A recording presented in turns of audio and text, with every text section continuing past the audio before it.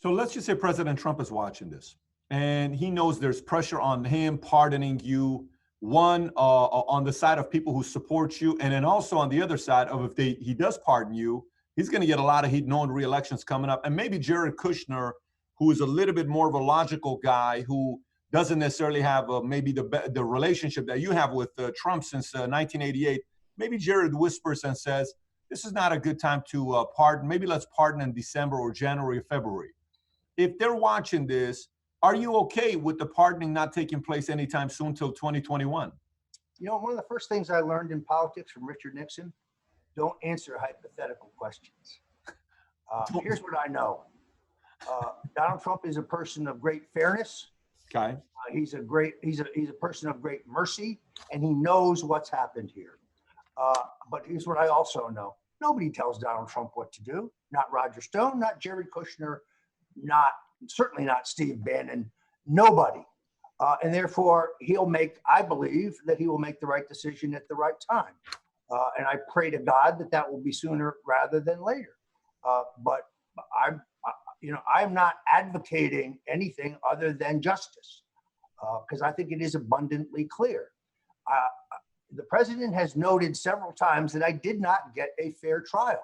When the jury forewoman is attacking me in 2019, and then she erases those posts to cover her trail, no reasonable lawyer believes that that is correctly decided. Jonathan Turley's not a conservative or a Republican. He said Stone is entitled to a new trial on that basis. In the Boston Marathon bombing case, the guy convicted got a new trial because one of his jurors was posting on social media on the topic of terrorism, not even that case, just the topic of terrorism.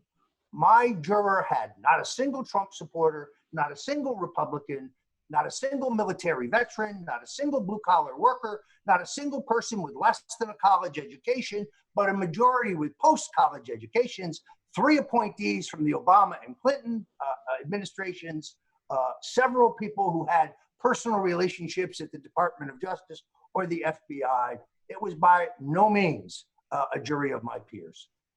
Knowing how he's wired, I wouldn't be surprised if he just decided to pardon you tomorrow, after all the mess is going on, to have the media go crazy about the fact that you're pardoned. But let's just say he does.